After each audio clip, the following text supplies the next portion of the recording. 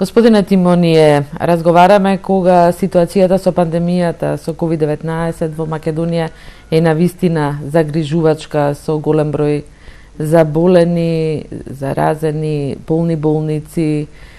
И кога во Франција, иако е тешко да се споредуваме според големината, таа е ставена под контрола. Што според вас придонесе за оваа ситуација?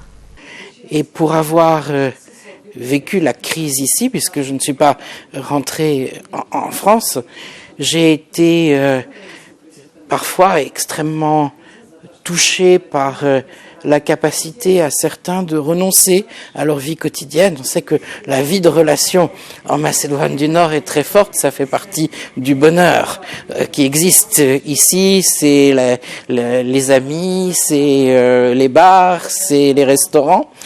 Et j'ai été très surpris et heureusement par la discipline de certains.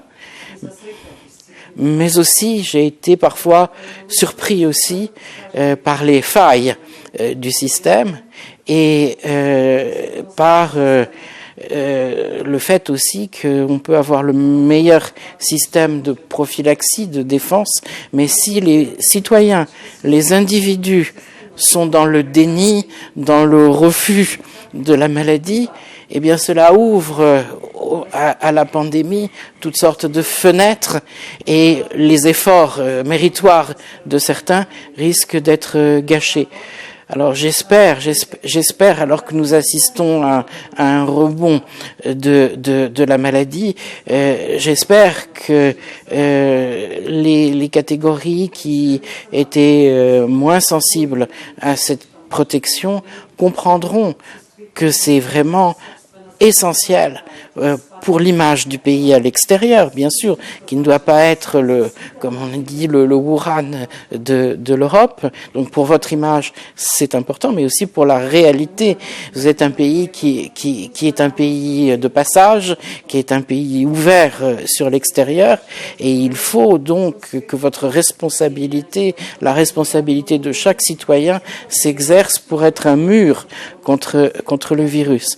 Alors vous savez, la politique, c'est la traduction aussi d'une société. Et si parfois les hommes politiques ou les leaders religieux n'osent pas dire à la population qu'il faut prendre des mesures, qu'il faut aussi parfois punir, et si les différentes forces chargées du maintien de l'ordre n'ont pas des instructions strictes, elles auront la pente de ne pas faire appliquer des mesures qui sont difficiles. On sait bien que personne n'a envie de torturer ses concitoyens et spécialement en période électorale quand on demande leur suffrage. C'est une réalité, mais c'est une réalité dont il faut être conscient. Et il ne faut pas que, je crois, les citoyens demandent aussi à leurs hommes politiques l'indulgence, alors que c'est le moment où il faut être strict. Donc je crois qu'il ne faut pas séparer entre une administration qui donnerait les bonnes instructions et puis des citoyens qui seraient rétifs. On a une société entière qui a une question aussi de rapport au droit, à la loi et aussi éventuellement à la science. Колку се важни изборите во Македонија за незината европска перспектива? Elles sont importantes parce que vous êtes sans parlement et avec un gouvernement technique dont les capacités d'autorité, de légitimité sont limitées par la situation. Donc il est important, dans la période très difficile qui va suivre l'épidémie ou même accompagner sa poursuite, il est important d'avoir un gouvernement efficace, légitime et aussi de pouvoir accompagner les premiers pas, puisque vous allez ouvrir les négociations avec l'Union européenne de façon très... Donc vous avez besoin d'être en état de marche. Plus que jamais, la Macédoine du Nord a besoin de se montrer en état de marche. Elle a besoin de prouver aussi que la trajectoire démocratique est consolidée, c'est-à-dire que ces élections très particulières ne donneront pas lieu à des manipulations, des distributions, des pressions sur les emplois. Enfin, on a connu cela, hélas, dans le passé. Donc là, je crois que ça sera très important de montrer que le processus démocratique ici, y compris dans les médias, est un processus juste. Et ça, c'est un brevet, en quelque sorte, un certificat d'Européen qui est à votre portée. Et il est important aussi, dans les circonstances, et on verra ce qu'il en est, que la participation, bien sûr, des citoyens à ce scrutin soit la plus importante possible pour que la légitimité de ce gouvernement soit suffisante, parce que nous avons besoin d'interlocuteurs forts, d'interlocuteurs motivés et qui traduisent aussi la mobilisation du pays sur le chemin européen.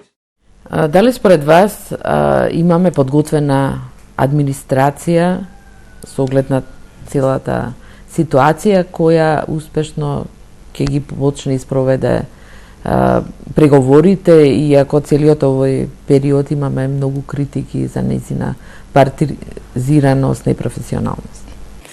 Alors, il y a un secrétariat aux affaires européennes dans lequel il y a des compétences et des compétences très fortes. Nous-mêmes y apportons notre part puisque nous avons un expert permanent pour aider le secrétariat à fonctionner, et j'ai beaucoup d'estime pour les spécialistes qui y sont.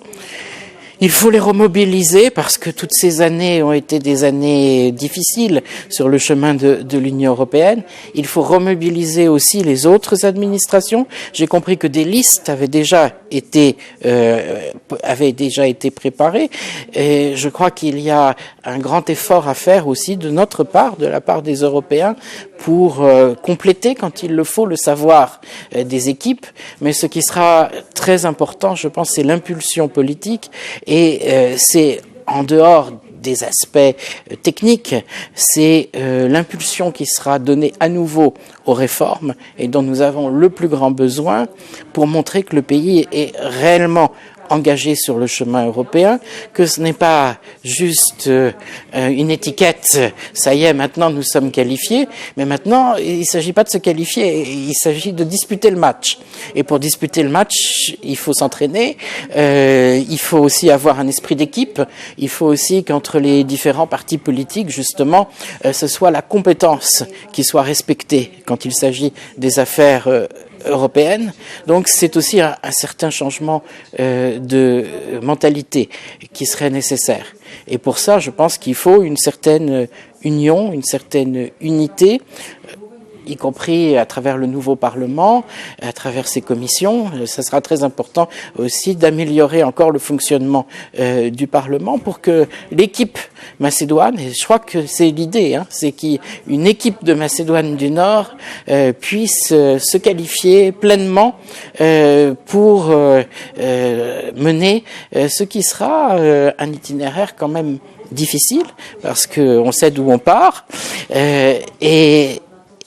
et aussi dans des conditions qui sont celles de l'Europe d'après le corona, où nous aurons bien des soucis. Les Européens doivent sortir du Brexit, ils doivent sortir du corona, remettre leur économie en marche, parce que sinon nous aurons beaucoup de mal à aider les pays qui en ont besoin, comme les Balkans. Гледаме колку чекаме за преговарачката рамка, очигледно веќе се одразува и ние ги чувствуваме последиците. Спомнавте промена на менталитет, на што мислите? Chaque changement donne lieu à des transformations aussi fortes dans le domaine administratif que le fait d'être lié à un parti politique puisse changer le destin d'un directeur d'école ou d'un directeur d'hôpital, tout ceci quand même pose beaucoup de questions, c'est-à-dire l'intervention beaucoup trop forte des partis, quels qu'ils soient, dans le système politique, administratif, et surtout qu'on ait un système politico-administratif. L'administration devrait être autant que possible indépendante des changements politiques et avoir une stabilité. Et nous aurons besoin de cette stabilité pour négocier avec vous. Donc il faut que dans un certain nombre de domaines, il faudrait qu'il y ait une sanctuarisation du débat politique et en particulier que les questions internes ne rejaillissent pas sur les relations avec les pays voisins pour que le chemin vers l'Union européenne puisse être un chemin stable et qu'on sache que nous avons un partenaire stable.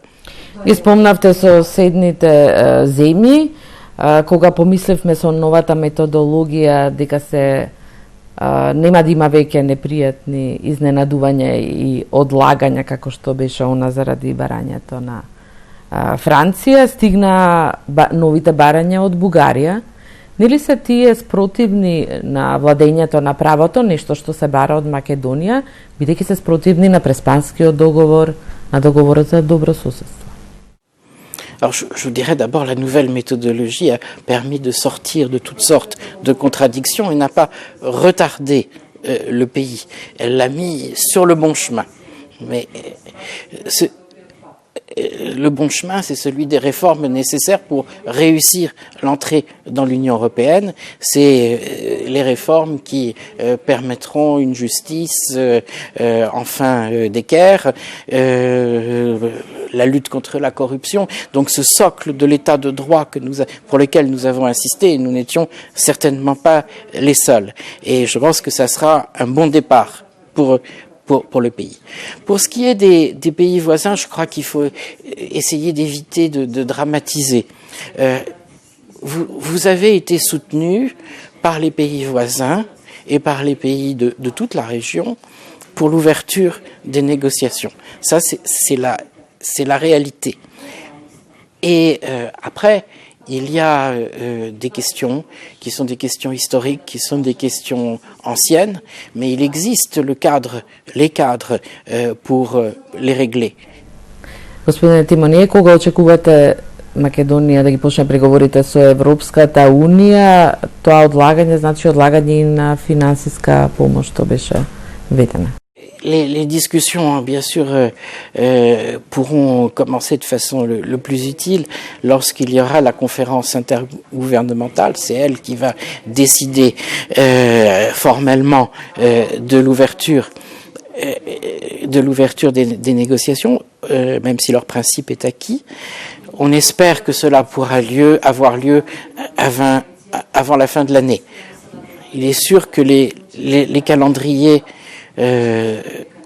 sont sous dépendance de facteurs que nous connaissons tous, mais je sais qu'il y a une ferme volonté, un ferme souhait que cette question soit réglée sous présidence allemande de l'Union européenne, et il est bien sûr que nous donnerons tout notre appui pour que cela puisse arriver en temps le plus rapide possible. Ви благодарам за интервјуто. Merci beaucoup. Благодарам.